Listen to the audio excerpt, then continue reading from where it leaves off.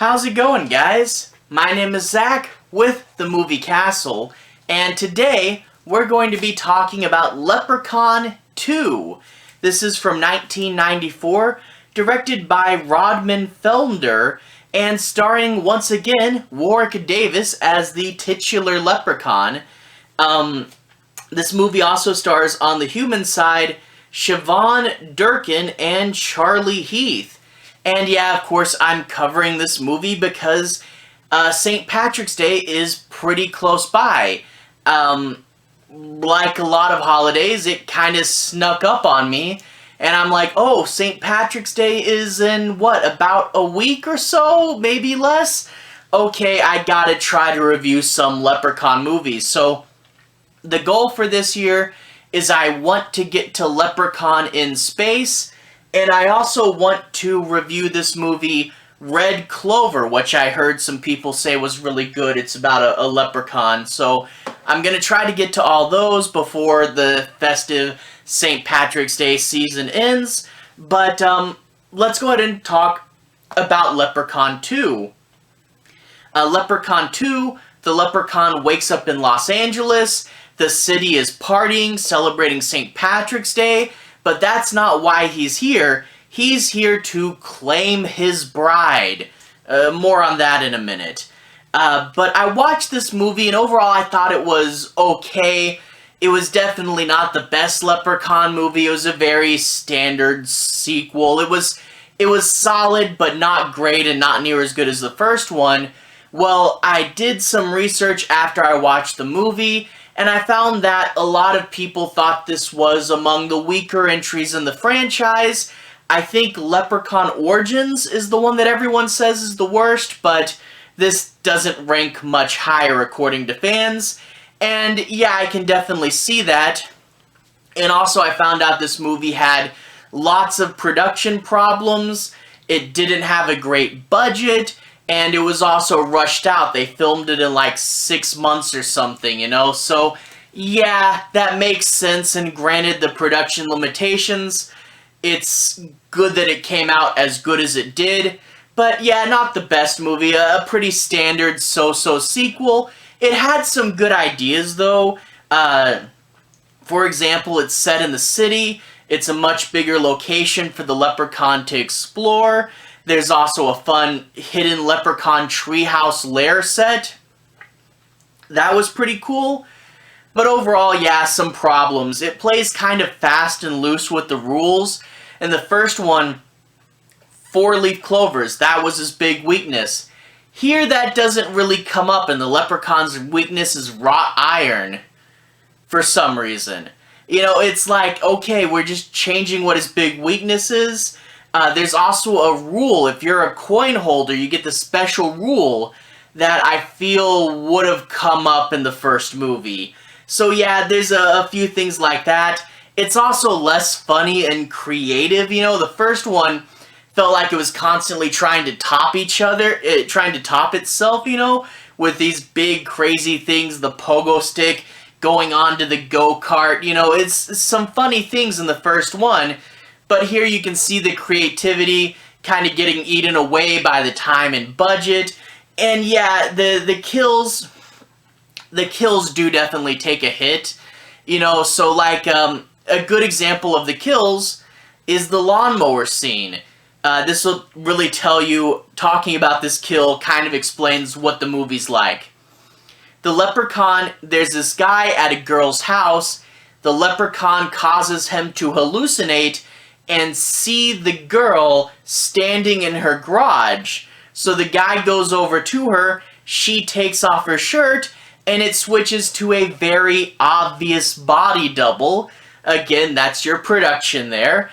And he goes to put his head close to her, but rather than her being there, it's actually a double-bladed lawnmower. A few things with this. Somehow the leprechaun's got the lawnmower to stand up sideways so he can stick his head into it. And also, it's a residential address. Why do you have a double-bladed lawnmower? That's pretty hefty duty, but whatever. The big thing with this kill, and the big thing that explains a lot of my problems with this movie, is right when he goes to stick his head in, the camera pans over, we see a silhouette of what happened in the shadows, and a blood splatter, which I don't know quite how the angle would work because it seems that the blood splatter travels over the lawnmower, but whatever. My point is, the camera pans away from the kill. They don't do the courtesy of filling a mannequin with red paint and goo and tossing the mannequin into a real lawnmower. Like, you panned away from the kill. That's a cardinal sin in slasher movies. And this happens a few times where the kills feel censored. I had to go on the internet and make sure I didn't stumble across some random censored copy of this movie. But no, there's a scene where someone gets an object ripped out of their stomach. There's no blood on the object. There's a scene where someone gets hit by a car. It cuts away and you just see the driver's reaction. Like, the kills, it cuts away from the car, there's no blood on the object, the kills feel censored, the kills feel secondary, and that's a real problem. You see, this is a post-Nightmare on Elm Street slasher. Nightmare on Elm Street introduced two important changes to the slasher genre. 1, supernatural elements. 2, comedy. So supernatural and comedy, they're in slashers now, and that's why we get things like this movie and Chucky. Chucky definitely spawned in the world that Nightmare on Elm Street created, and when you compare these two, it's actually quite interesting. They're both very similar characters, Chucky and the Leprechaun, supernatural comedic slashers, but the thing with Chucky is first and foremost a slasher. The Leprechaun, first and foremost comedy, especially with this movie. And the thing is, this movie, I don't even think the directors thought of it as a slasher movie when they were making it. The horror and the kills are secondary, It's definitely a comedy slasher, and you do want to have the comedy, but the kills feel very sidelined. They don't put the time and budget into them that they really should have, and they focus it on, wacky jokes and stuff, and the new characters. And another thing with the characters, there's only 3 main characters, so yeah, a lot of the kills feel kind of happenstantial for the most part. Why do we care about that guy when he dies? It's just a random person, a random coffee shop owner. Who cares, So we get less characters. They're also not as good as the first movie's characters. The first movie's characters, the 3 guys who paint, they're brothers, there's a sense of brotherly camaraderie amongst them, and Jennifer Aniston and her father. Jennifer Aniston obviously would go on to be a huge, big name.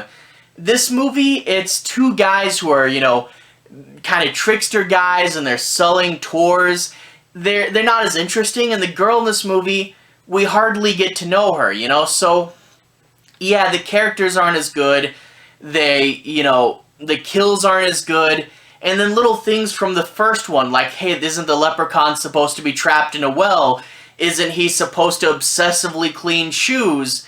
Yeah, it kind of gets forgotten about, So, yeah, it's not as good. This movie still has some good stuff going for it, but it's a so-so slasher. It's not near as good as the first one. It's a standard sequel, but definitely could have been way better.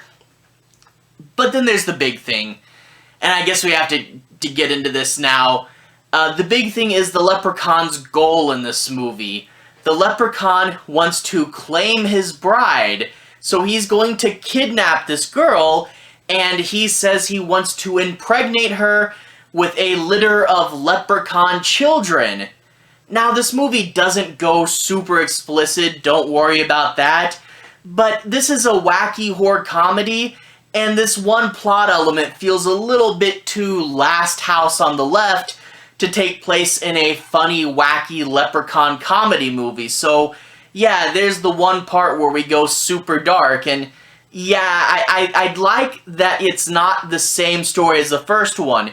It's not just the leprechaun tracking down all his pieces of gold again. I like that we did a new story, but why did we have to do this story? So yeah, I wasn't the biggest fan of that. But anyway, let's go ahead and talk a bit about the plot. I'm not going to do any major spoilers, but I do want to analyze the movie, and I'll just be avoiding the end bits. So without further ado, no major spoilers, let's go ahead and dive right in.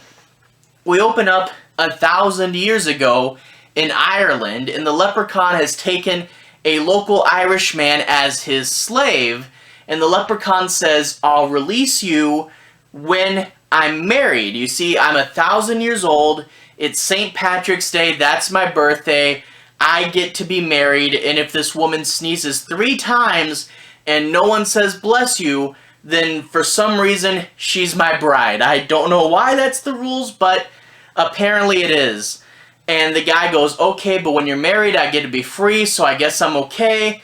But then he sees that the person the Leprechaun wants to marry is his daughter, so he of course says bless you and frees his daughter, and the Leprechaun says, in 1,000 more years I'll claim one of your descendants to be my bride, and the Leprechaun waits 1,000 years.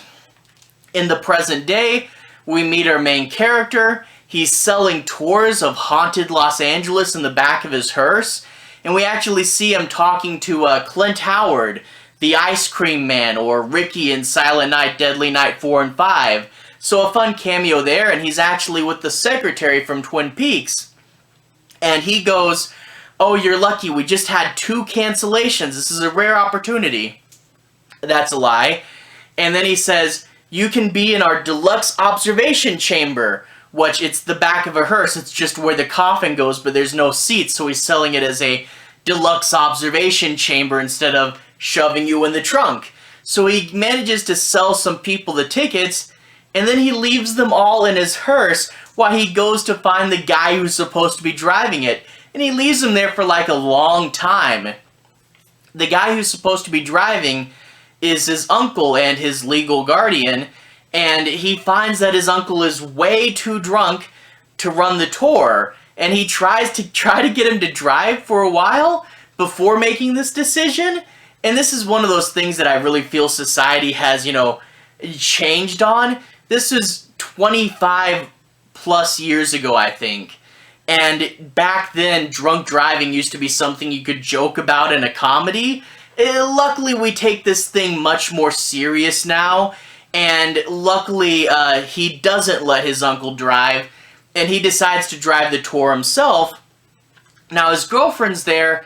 And the girlfriend is upset that they don't get to go go-karting. And yeah, I mean, I get being upset, but like, it's his job. He's trying to make a livelihood, and also, she wants to go go-karting. That's kind of a juvenile thing to want to do.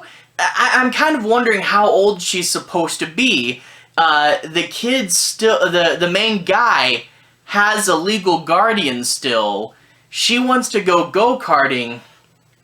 She's the one the Leprechaun's gonna be after. I hope she's 18. I mean, it's already a creepy and awkward situation. I don't want it to be worse, but whatever. Anyway, she's upset because she can't go go-karting. They go on this tour, and they pass Harry Houdini's old mansion. And we find that on the old mansion, there's a tree donated to him from the people of Ireland.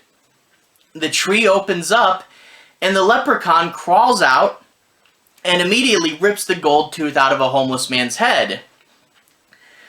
Now, the Leprechaun, wasn't he supposed to be trapped at the bottom of a well? I don't know. Maybe the magic of wanting to go claim his bride somehow teleported him to Los Angeles and that negated the well, maybe? I don't know. Or what about this? What if this is a different Leprechaun? This Leprechaun is 2,000 years old, as opposed to the 600-year-old Leprechaun we saw in the first movie. Also, this Leprechaun was not trapped at the bottom of a well. What if there's multiple different Leprechauns in this franchise? They all look and act like Warwick Davis, but they're different beings. Maybe that's it. But anyway, whatever. The Leprechaun's out, and he's going into Los Angeles. And it's a pretty fun set. Like I said, it's bigger than the cabin. He's walking around a wide set. Pretty cool. It's St. Patrick's Day, so his attire is fitting, and everybody thinks he's just celebrating. you know, so he can actually walk amongst the people of Los Angeles without anyone really thinking that something's off. So I did like that idea. Anyway, the Leprechaun eventually makes his way to the girlfriend's house. She's the descendant of the bride that he lost in the prologue, and he shows up to claim her and puts a golden slave collar on her neck, and she knocks over his pot of gold. The Leprechaun picks it up really quick and teleports to his secret leprechaun lair. But when she knocked over the pot of gold, a coin rolls out and actually rolls right into the guy's hand. You know, you could have just had him find it, but whatever. It rolls right into the guy's hand, so now him and his uncle are trying to save the girl, and they have the golden coin that the Leprechaun wants. The Leprechaun, luckily for the girl, is going to try to get this gold coin before he worries about consummating the marriage and impregnating her with a litter of leprechauns. So she's locked up at the cave. She has to try to figure out how to get out of the leprechaun lair, and it's kind of a wacky, anything goes type of place. You don't know what tricks are in a leprechaun's house. So he wants the coin, and he doesn't want to give up the girl, but they're going to try to use it as a bargaining chip, you know? And there are a few fun scenes. For example, the leprechaun meets them in a bar, and the drunk uncle challenges him to a drinking contest and tries to drink the leprechaun under the table. And you do get, like, other little people also dressed up like leprechauns for Halloween, and they're all cheering him on, you know, so everybody in the bar just thinks he's a person dressed up like a leprechaun. You know, I did find there were several, you know, funny ideas in here. So, yeah, there's some good ideas. Some of the kills worked, but yeah, overall, less main characters, the kills aren't as good, not as much of a horror movie, and yeah, not as funny. You know, the shoe cleaning bit, which I thought was a really funny part from part 1, it's referenced like once in here. And yeah, the cutting away from the kills constantly, that just doesn't work, you know. So yeah, the new elements like the city and like the house maze are fun, and there's a fun kill in a coffee shop that really works, but yeah, there's nothing as fun as, like, say, the pogo stick kill from the first movie, and the characters aren't as likable, and there's not as many of them. So yeah, overall, it's less focused, it plays faster and looser with the rules, and it's just a little bit messy of a sequel. And not as good, not terrible either. It's totally watchable, and granted, this is one of those films that comes on cable all the time around St. Patrick's Day, and it definitely has a feel of a so-so sequel. You'd catch on cable, find like half of it, and go, oh, that's fun, whatever. And yeah, it's okay considering the production problems. It's good that it came out as good as it did, but I hear that the next Leprechaun movies are better. I'm looking forward to watching 3 and 4 this year, and then I'll get to probably all the rest of them the year after that, hopefully. The year after this, hopefully. Anyway, to everyone who's watched so far, thank you for watching. To everyone who's liked and subscribed, thank you. You really are helping the channel out. I'll leave a relevant playlist on the bottom.